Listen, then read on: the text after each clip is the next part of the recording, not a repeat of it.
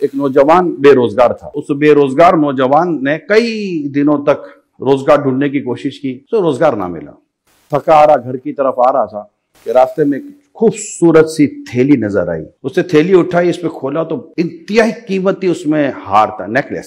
اسے اٹھایا کا اتنا خوبصورت ہار لے کر گھر آ گیا. پیارے سمجھ جب صبح ہوئی نا تو اس کے کانوں میں ایک آواز آئی, بھائی جان میری ایک تھیلی گر گئی ہے, اس میں قیمتی ہار تھا, اگر کسی کو ملے تو مجھے دے دے, اسے 500 درہم تحفے میں دوں گا. اس کے کان میں جب آواز آئی تو اس کو ایک خیال آیا کہ یار تھیلی ہو نہ ہو اس آواز دینے والے کی تو نہیں ہے. پھر کہنا کہ یار تو اس کی ہوگی, اس کی کہ مجھے تو اللہ کی زمین سے ملی ہے. پھر تھوڑی دیر تو خیال آیا, اسے کہیں پڑھا تھا کہ حقدار کو بندہ اس کا حق واپس کر دے تو اللہ پاک اس کی غیب سے مدد فرماتا ہے. تو یار میری تو ہے ہی نہیں نا. وہ باہر نکلا, آواز دینے والے کو ڈھونڈتا رہا تو ایک بڑی عمر کے شخص تھے. آپ آواز دے رہے تھے؟ جی ہاں بیٹا میں آواز دے رہا تھا. کہا کیسی تھیلی تھی؟ کہا اس طرح کی تھیلی تھی, سارا کا ہار تھا. اس نے جیب سے نکالا, بابا یہی ہے؟ ارے ہاں ہاں بیٹا یہی ہے, اللہ تیرا بھلا کرے, اللہ تعالیٰ تجھے اس کی جزا دے. اور اس نے تحفہ دیا. جو اس نے اعلان کیا, بابا تحفہ لے کے کیا کروں گا, یہ رکھو دعا دو, یہ آپ کا تھا, میں نے کون سا آپ پر احسان کیا, آپ کی چیز تھی, آپ کو میں نے واپس کر دی. پیارے سب اس سے اگلے دن نیت کی, یار دریا کے اس پار جاتا ہوں, نیا علاقہ دیکھتے ہیں, ہو سکتا ہے وہاں میرا روزگار ہو. اتفاق دیکھیں گے راستے میں پانی میں دغیانی آ گئی اور کشتی ڈوب گئی اور وہ بھی ڈوب گیا. ہاتھ پیر مارتے مارتے تختہ ہاتھ لگ گیا. اس نے خود کو تختے پر ڈال دیا. تختہ تیرتے تیرتے تیرتے تیرتے تیرتے تیرتے اس کو کنارے پر لے گیا. اب وہ ڈوبتا ڈوبتا بچا, بڑی مشکل سے کنارے پر گرا, تھوڑی دیر کے لیے وہیں سو گیا. جیسا بہت ہی کیسا تھکا ہوا ہوگا, سو گیا. آنکھ کھلی, کھڑا ہوا, کپڑے کیچڑ والے مٹی والے, چلتا چلتا ایک چھوٹا سا ٹاؤن, گاؤں نما تھا, قصبہ, چھوٹا سا گاؤں تھا. وہاں پہنچا تو ایک دور سے ایک مسجد نظر آئی. کہ چلے اللہ کا گھر, اندر چلا جاتا ہوں.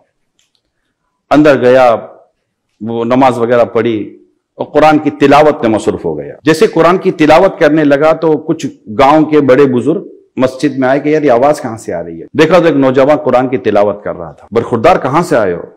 کہ اس طرح پہنچا ہوں یہاں پر. کہ قرآن آتا ہے آپ کو؟ کہ آتا تو ہے, آپ کے سامنے تلاوت کر رہا. ہمارے بچوں کو پڑھاؤ گے؟ کہ ٹھیک ہے. قرآن کی تعلیم پر اس نے اتفاق کیا, اس کی کچھ تھوڑی بہت خدمت کا طے ہو گیا اور وہاں اس کی نظام چلنا شروع ہو گیا. تھوڑے سے کے بعد بڑے بزرگ آئے, برخوردار, بڑے نیک ہو, اچھے ہو, ستھرے ہو, نوجوان ہو, شادی کیوں نہیں کر لیتے؟ کہ میرا آگے پیچھے کو ہے ہی نہیں, میرے تو کون شادی کرے گا, میری کون شادی کرائے گا. کہ بیٹا ہم ہیں نا, ہم تمہاری شادی کرائیں گے. کرا دیں.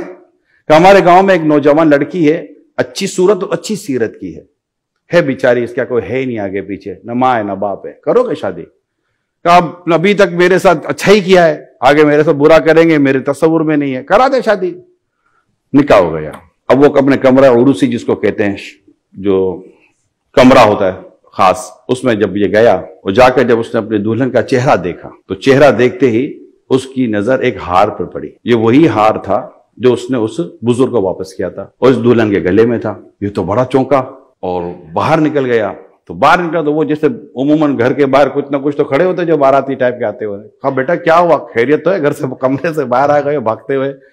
کہا وہ تو اس سے کہانی سنائی تو سب نے کہا سبحان اللہ سبحان اللہ. کہا بھائی مجھے بھی تو بتاؤ ہوا کیا ہے. کہا بیٹا جو تم نے کہانی سنائی نا, تم نے جس بزرگ کو ہار واپس کیا تھا, ہاں, بولا یہ اسی کی بیٹی ہے, یہ ہار اسی کا ہے. اور کمال کی بات یہ ہے کہ جب یہ واپس آئے تھے نا تو یہ کہتے تھے کہ مجھے ایک نوجوان ملا تھا, اگر وہ نوجوان مجھے دوبارہ مل جائے تو میں اپنی بیٹی کی شادی سے کراؤں گا. اس سے 2 بچے ہوئے. تھوڑے دنوں کے بعد دونوں بچے انتقال کر گئے. کچھ عرصے کے بعد اس کی بیوی انتقال کر گئی. کتابوں میں لکھا ہے کہ آخر ہار کس کے پاس آیا.